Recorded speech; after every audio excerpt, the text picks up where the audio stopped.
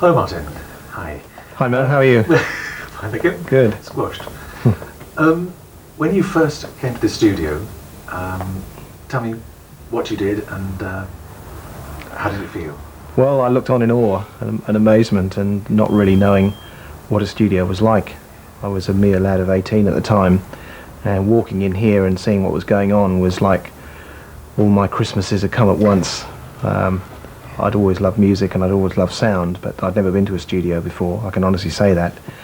And walking into Abbey Road was, for me, I suddenly found out, well, you know, if I never do anything else, if I can just get a job here, that'll be it. This is where I want to be. And was it an audition, or how did it work? No, I was here primarily on a 3-month training period as part of the EMI training scheme in those days, and we were planted in various different departments around the company, and one of the prime positions was the studios, and my 3-month stint at the studios turned out to be somewhat longer because I never actually left.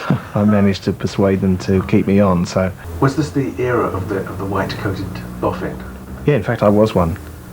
You were? Yes, I joined the white-coated team, and there was a whole hierarchy of coats in the building. There were white coats, brown coats and blue coats, and the white coats were the technical people such as myself, and the brown coats were the studio assistants who used to set up all the chairs and move the equipment around and push out the rostrums and all those sorts of things that used to happen in those days, and the blue coats used to clean up. So there was a whole entire hierarchy of coats. Could one coat aspire to be another coat? Well, if you were a brown coat, you really would rather wear a white one. So I suppose you were aspiring to white, or actually you were aspiring not to wear a coat at all, because if you didn't wear a coat at all, then you were probably an engineer, you know, a recording engineer. Which you became? Eventually, yes. And who do you remember working with? Or enjoying working with, sorry?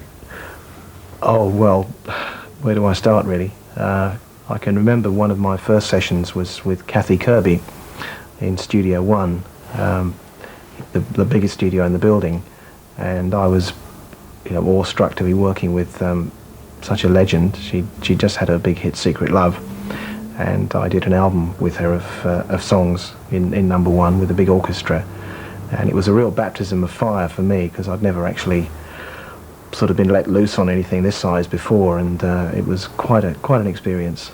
And what was the desk like then, and how many channels and so on did it have? Well, we had a lot of channels. We had 8. Lots of channels, and then if you were you know, very good and you talked nicely to the white-coated gentleman, they might be able to organise you another 4 if there were some faders available.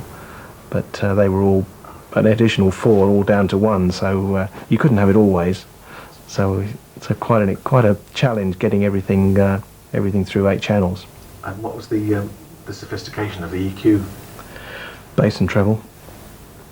That was about it. Yeah.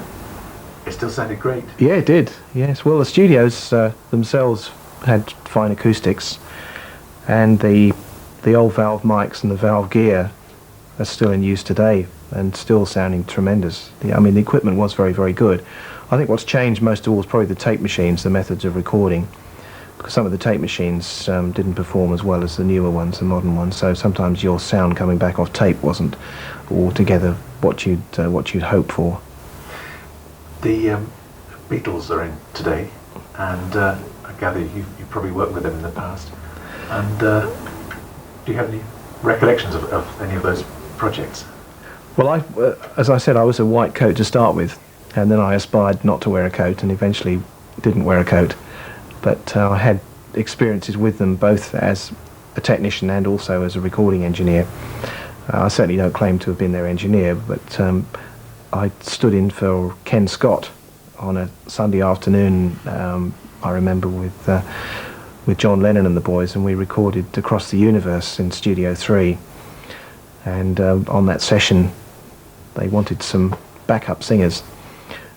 And John just went out in the street and hauled in 3 fans, and had 3 girls doing backing vocals on that track on a Sunday afternoon in Studio 3. So that was fun to work on. And I did some work with George Harrison on the Wonderwall project. He was doing film music here at the time, and I worked with George, and Yeah, I wouldn't say we all became close friends because, you know, a lot of engineers worked with them at the time, but they were here a lot, and you know, we got to know them. We got to know them pretty well, all on first name terms, and it was wonderful. It was great. And when they returned, did they have any favourite haunts to check out? Yes, well, we've quite coincidentally, Studio 2 was actually the only room available for them last week, and when they came in, Paul and George went straight down the stairs in number 2, down to the trap cupboard where all the effects are still kept to this day, and we're very pleased to find the old wind machine down there, and the door that they used to open and close and go through and mess about with, and various other bits and pieces that have been kept over the years. So, who would have wanted a door in the first place? Yeah, exactly. Who would have wanted a door? The Goons, perhaps. Were you here when the Goons were?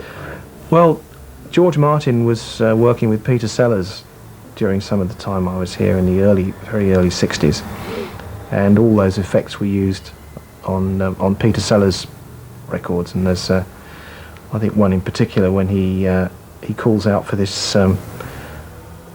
It was the Crettenby one, the public school, the British public school Crettenby, and the headmaster calls out for one of the students at Farnsworth, who calls out, and there's a sound of the door opening and closing as Farnsworth comes in, and then comes down the stairs in Studio 2 and says, "Here I am, sir."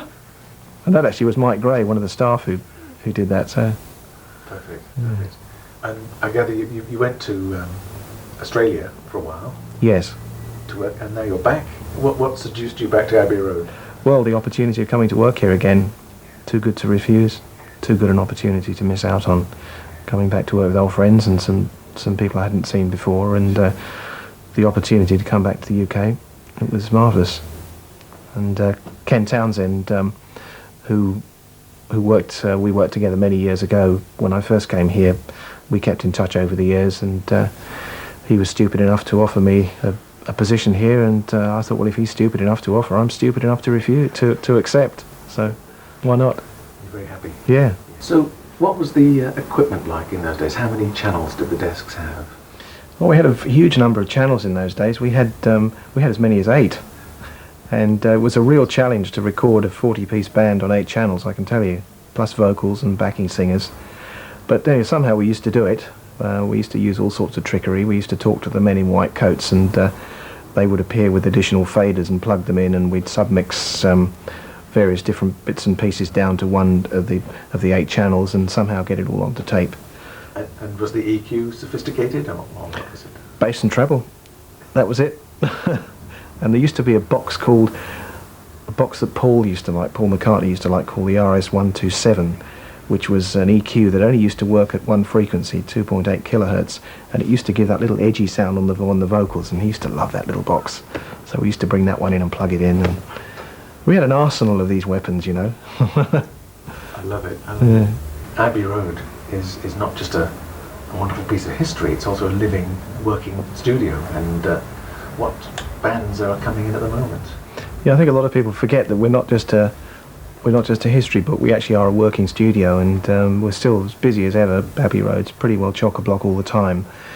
We do both pop and classical repertoire here, as we always have done, and we've had some very good acts in recently. We had a new signing from EMI called Radiohead in recently doing a new album, and they're a very good band. They've been using Studio 3. We also do a lot of work with one of Spain's contemporary artists called Jose Calvario, and he's working in number 2 today. And in number 1, I believe the LSO are in there. We've been working with Mel Gibson this week on his new movie Braveheart, doing the film score for that with the LSO, which is a very big project. We shot to picture, doing the music to the film. So we do a lot of that sort of work as well. And who's the composer? Quite broadly based. James Horner. James Horner. Yeah. So he does a lot of work with us, actually. Sure. Yeah. Fantastic. Thank you very much. Okay, it's a pleasure. Thank you.